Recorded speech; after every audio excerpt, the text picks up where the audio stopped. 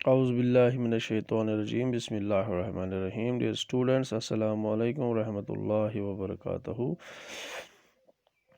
आज हम पढ़ने जा रहे हैं द विलेज आर्टिसंस। ठीक है, क्लास 12th हिस्ट्री का जो हम पढ़ रहे हैं इसका पढ़ेंगे आज आर्टिसंस। जो मराठी डॉक्यूमेंट से हमें पता चला या विलेज जो भी सर्वेज़ हैं, जो भी विलेज सर्वेज़ या मराठी डॉक्यूमेंट जो भी हमें मिला, से ये पता चला तकरीबन नंबर ऑफ़ द आर्टिसंस एवं 25% ऑफ द हाउसेस जो भी थे, जो भी लोग थे 25% उनमें बिलोंग करते थे आर्टिस्ट ग्रुप से। ठीक है, कारीगरी से, ये कारीगर होते थे। ठीक है, sometimes it is difficult to differentiate, कभी कभी ये बहुत ही डिफ़िकल्ट होता था डिफरेंशिएट करना कि आर्टिसन और पेजेंट के दरमियान। एज मैनी ग्रुप्स जो भी थे, बहुत सारे ग्रुप्स ये परफॉर्म ये टॉस करते थे जब उनको मतलब craft products such as dyeing करते थे, डाइंग, टेक्सटाइल प्रिंटिंग या baking, making of pottery, repairing of agricultural tools. ठीक है, तो बहुत सारी चीज़ें ये सभी करते थे। तभी ये मुश्किल होता था कि कौन आर्टिसन है और कौन पेजेंट है। ठीक, जब ये फ्री होते थे सोइंग से, वीडिंग से या हार्वेस्टिंग से, जब इन चीज़ों से ये फ्री होते थे, दे एंगेजड इन आर्टिसनल प्रोडक्शन। जब ये काम नहीं होता था, सोइंग नहीं होती थी, वीडिंग नहीं होती या हार्वेस्टिंग नहीं होती थी, तो फिर ये आर्टिसनल प्रोडक्शन में अपने आप को लगा देते थे। विलेज आर्टिसन जो पॉटर्स थे या ब्लैक स्मिथ्स थे, कारपेंटर्स थे, बॉबर्स थे या गोल्ड स्मिथ्स थे, प्रोवाइड स्पेशल सर्विसेज देते थे गाँव वालों को। तो उनके मतलब उसके एवज़ उनको मिलता था, कंपनसेशन मिलती थी। विलेजर्स उनको देते थे बहुत सारे शेयर। जब हार्वेस्ट होता था, जो भी किसी फसल का हार्वेस्ट होता था, तो वहाँ से उनको अपना शेयर देते थे या कोई किसी कहीं जगह पे उनको लैंड अलॉट कर देते थे। तो जैसे कि आप आज भी देख रहे हो कि बहुत सारे मतलब विलेज सोसाइटीज़ में आप देखोगे वहाँ पे ब्लैक स्मिथ्स है, पॉटर्स जो बर्तन बनाने वाले मिट्टी के बर्तन, तो ब्लैक स्मिथ्स है। ठीक है, लोहार है या कारपेंटर है या बार्बर है, नाई है। ठीक है, तो वो आज भी अगर गाँव में कहीं कहीं कहीं जगह पे वो अपने आप को बहुत बहुत सारी चीज़ें बना के दे दे, चाकू, कुल्हाड़ी या कोई भी बर्तन वर्तन बना के देंगे। तो इनको हम यहाँ से फिर जहाँ हार्वेस्ट के टाइम पे हम उनको जो भी फसल हमारा राइस निकलता है उसमें से थोड़ा हिस्सा दे देते हैं। ये आप बहुत सारे गाँव में अभी भी दे सकते हो। A little republic, some British और कुछ ब्रिटिश ऑफिशियल्स का ये मानना है कि कुछ विलेज जो थे ये छोटे छोटे रिपब्लिक्स में थे। शेयरिंग रिसोर्स एंड लेबर्स, ये शेयर रिसोर्स कर रहे थे और लेबर्स शेयर कर रहे थे। There was individual ownership of asset, तो ओनरशिप जो एसेट्स की जो भी प्रॉपर्टी थी, तो वहाँ पे इंडिविजुअल ओनरशिप थी। ठीक है, and inequalities based on the cost and gender distinction, inequalities देखने को मिली कॉस्ट के बुनियाद पे या जेंडर डिस्टिंक्शन मेल फीमेल के बुनियाद पे, ये चीज़ें देखने को मिली। Some powerful man made decisions of village and exploit the weaker section, जो भी पावरफुल गाँव के जो भी पावरफुल लोग थे वो सोसाइटी के डिसीजंस करते थे। वो सोसाइटीज़ में जो भी डिसीजंस लेने होते थे वो पावरफुल पीपल लेते थे और वीकर सेक्शंस को एक्सप्लॉइट करते थे। Womens in the agrarian society, तो औरतों की क्या हालत थी एग्रेरियन सोसाइटी पे। Women and the man had to work shoulder to shoulder in the field, दोनों काम करते थे। वुमेन और मैन, औरतें और मर्द दोनों फील्ड्स में काम करते थे, एक दूसरे के साथ मिल के टिलिंग में काम करते थे, ये सोइंग में काम करते थे, वीडिंग या हार्वेस्टिंग में दोनों मर्द और औरतें काम करते थे। There were no difference between the women and man for the outside work like engaged in agriculture etcetera, कोई भी डिफरेंस नहीं थी औरत और मर्द में। जब आउटसाइड काम करना होगा, खेतों पे काम करना होता था या एग्रीकल्चर वर्क में, कोई भी डिफरेंस नहीं थी। औरत भी यही काम करती थी और मर्द भी यही काम कर। Except some work, the menstruating works were not allowed to touch the plough और द फ्लॉटर व्हील, जिनको मैनिस्ट्रेशन होती थी, जो औरतों को पीरियड जब होता था तो उस टाइम उनको टच नहीं किया जाता दिया जाता, तो उनको अलाउ नहीं किया था आप टच करें किसी भी प्लो को। ये हल जो है या पॉटर व्हील जो है जहाँ पे बर्तन बनाते थे, उस टाइम पे उनको अलाउ नहीं किया जाता था कि आप उन चीज़ों को टच करें। Also not allowed to enter the groves, तो वहाँ पे भी ग्रोव्स में भी या betel leaves paan were not grown in Bengal, ठीक है,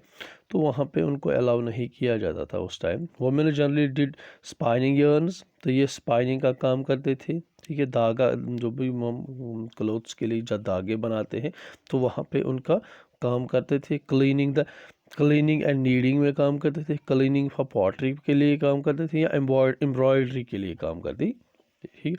women war considered an important resource, तो औरतों को बहुत ही इंपॉर्टेंट रिसोर्स माना जाता था एग्रेरियन सोसाइटी में, because they why the child bearers, क्योंकि ये चाइल्ड बियरर्स थे, ये चाइल्ड प्रोडक्शन देते थे, चाइल्ड को बच्चा पैदा करते थे या चाइल्ड को पालते थे।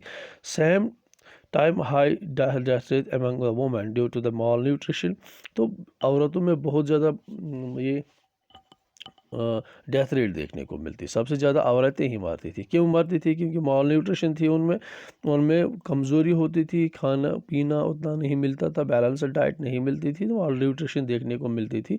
या फ्रीक्वेंट प्रेगनेंसीज होती थी, एक बच्चे के साथ साथ अगर एक बच्चे का जन्म हुआ 9 महीने के बाद दूसरा बच्चा होता था, तो फ्रीक्वेंट प्रेगनेंट हर साल एक एक बच्चा होता था, तो उससे भी औरतों में डेथ रेट ज़्यादा, वो मर जाती थी, कमज़ोर हो जाती थी, जो ज़्यादा से ज़्यादा बच्चा पैदा करती थी। Death during the child birth, जब उनकी डिलीवरी होती थी तो उस टाइम पे ज़्यादा डेथ होती थी बट उनकी, ठीक है। Marriage in the rural community is required the payment for the bride, no demand for dowry, ठीक है। तो यहाँ पे जो ब्राइड के लिए जो भी दुल्हन होती है उसके लिए रूरल एरियाज़ में अगर शादी की जाती थी कम्युनिटी में, वहाँ पे उसको पेमेंट दी जाती थी, न कि कोई भी डाउरी का डिमांड नहीं होती थी। According to the law divorce and widow womens could do marriage, कानून के मुताबिक जो भी डिवोर्सड वुमेन्स थी, जो भी तलाकशुदा वुमेन्स थी, या विडो वुमेन जो भी थी, तो जो बेवा वुमेन्स थी उनको वो शादी कर सकती थी।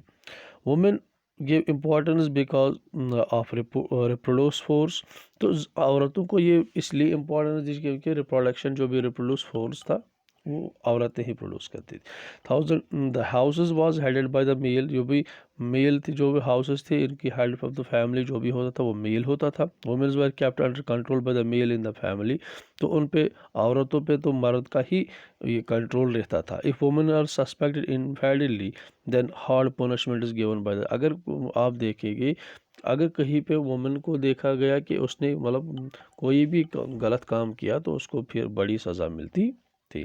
Petition send by the women to the villager panchayat for justice, ठीक।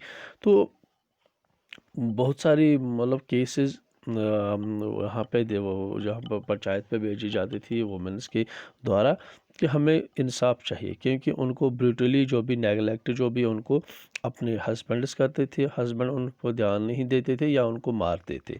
इन Punjab womens had the right to inherit property, Punjab में ये था कि औरतों को ये भी हक था कि वो प्रॉपर्टी को इनहेरिट करे, वो अपनी प्रॉपर्टी बना सके, ठीक है।